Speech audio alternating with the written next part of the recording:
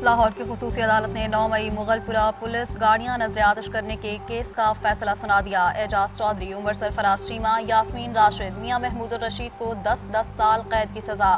P T I رہنما شاہ محمود قریشی مقدمے سے بری۔ بنوں میں معصوم لوگوں کو شہید کیا گیا، پاکستان میں دہشت گردی کے پیچھے بھارت اور افغانستان کا ہاتھ۔ وزیر دفاع خواجہ آصف کا بنوں دھماکے پر رد عمل، کہا اب وقت آ گیا ہے اتحاد کے ساتھ دہشت گردی کو جڑ سے اکھاڑ پھینکا جائے۔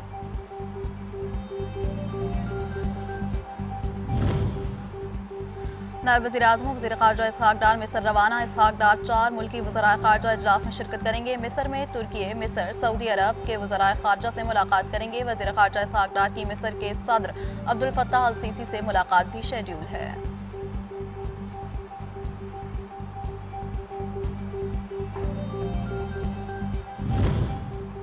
وفاقی وزیر داخلہ محسن نقوی ایران کے دورے پر مشہد پہنچ گئے۔ ایرانی میڈیا کے مطابق محسن نقوی کی ایران کے وزیر خارجہ عباس عراقچی سے ملاقات شیڈول۔ ایرانی وزیر داخلہ سکندر مومنی سے بھی ملاقات طے۔ مذاکرات کی پیش رفت پر گفتگو، دو طرفہ تعلقات، علاقائی صورتحال اور باہمی دلچسپی کے امور پر تبادلہ خیال کیا جائے گا۔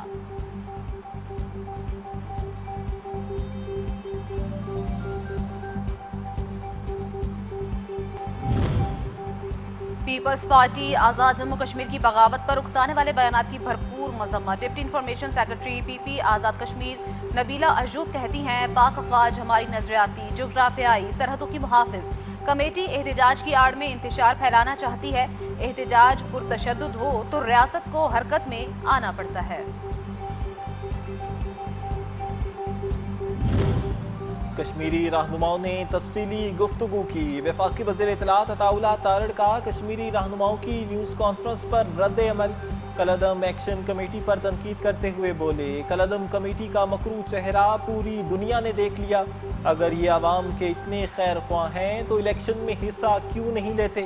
یہ تشدد سے مطالبات منوانے والے لوگ ہیں۔ ان کشمیریوں کا کیا قصور جو پورے پاکستان میں بستے ہیں؟ جنگ بندی معاہدے کے ثمرات عوام تک پہنچنے لگے۔ پیٹرول 74، ڈیزل 67 روپے فی لیٹر سستا۔ حکومت نے عوام سے ریلیف فراہمی کا وعدہ پورا کر دکھایا۔ پیٹرول کی نئی قیمت 299 روپے، ڈیزل کی نئی قیمت 311 روپے ہو گئی۔ عوام کی جانب سے حکومت سے اظہار تشکر۔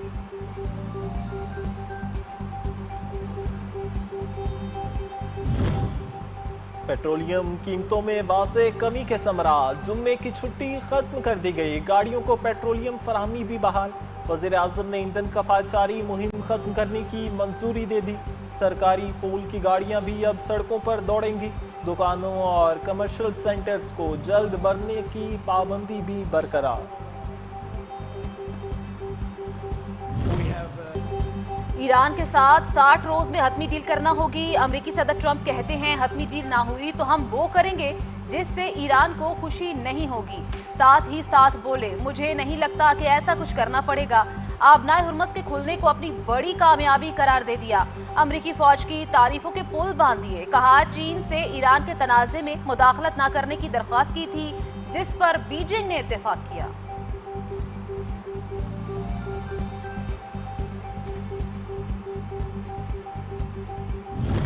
امریکی صدر ٹرمپ کی ایک بار پھر پاکستانی قیادت کی کھل کر تعریف۔ وزیر اعظم شہباز شریف اور فیلڈ مارشل سید عاصم منیر کے کردار کو خوب سراہا۔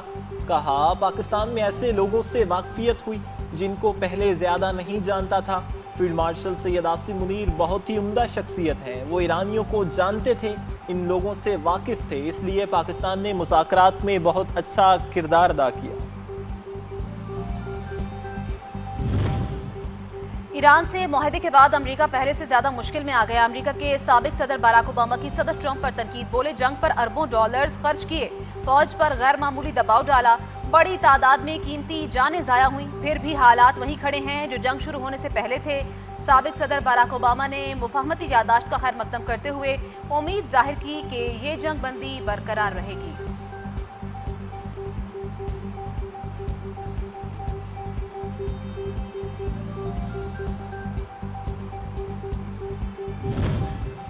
بین الاقوامی جوہری توانائی ایجنسی کو تنصیبات کے معائنے کی دعوت نہیں دی۔ ایرانی وزارت خارجہ کے ترجمان اسماعیل بقائی کہتے ہیں مذکورہ تنصیبات سے متعلق کسی بھی قسم کی آئندہ پیش رفت جاری مذاکرات اور ان کے حتمی نتائج کے مطابق طے کی جائے گی۔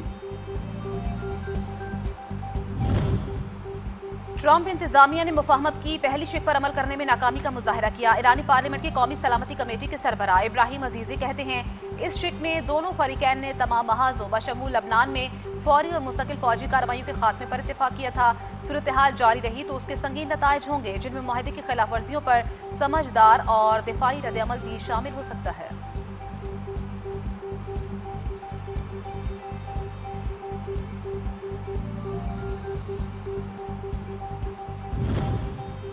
مذاکرات میں میدان جنگ کی کامیابیاں محفوظ بنائی جائیں۔ امریکہ ماضی میں وعدہ خلافی کرتا رہا ہے۔ آپ نے ہرمز کی بندش نے امریکہ کو مشکلات سے دوچار کیا۔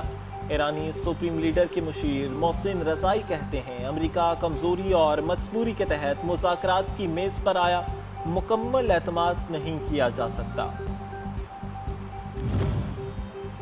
برطانیہ کا اسرائیلی وزیر کے لبنان کو جلا ڈالنے کے بیان پر شدید رد عمل۔ سیکرٹری خارجہ نے ٹویٹ میں اسرائیلی وزیر بین گویر کے ایک بیان کو خوفناک قرار دیتے ہوئے لکھا، اسرائیل اور حزب اللہ دونوں سیز فائر اور معاہدے کی پاسداری کریں اور قیمتی انسانی جانوں کے تحفظ کو یقینی بنائیں۔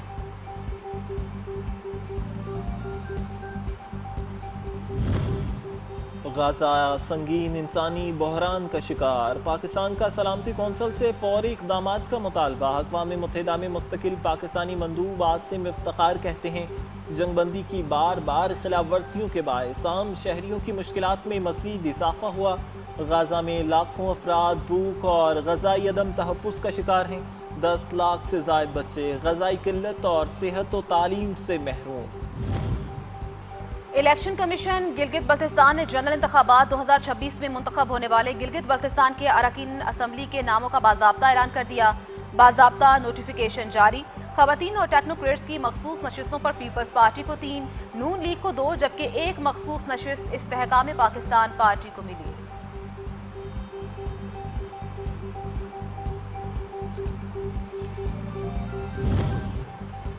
اور آ گیا ماہ محرم، بچھ گیا فرش ازاں، شہر شہر گلی گلی نواسے رسول اور ان کے باوفا اصحاب کی یاد میں مجالس اور جلوسوں کا سلسلہ جاری۔ ہر طرف لبیک یا حسین کی صدائیں، عزاداروں کی کثیر تعداد میں مجالس اور جلوسوں میں شرکت، نوحہ خوانی اور مرثا خوانی کا سلسلہ جاری، شہدائے کربلا کو پرسہ دیا جا رہا۔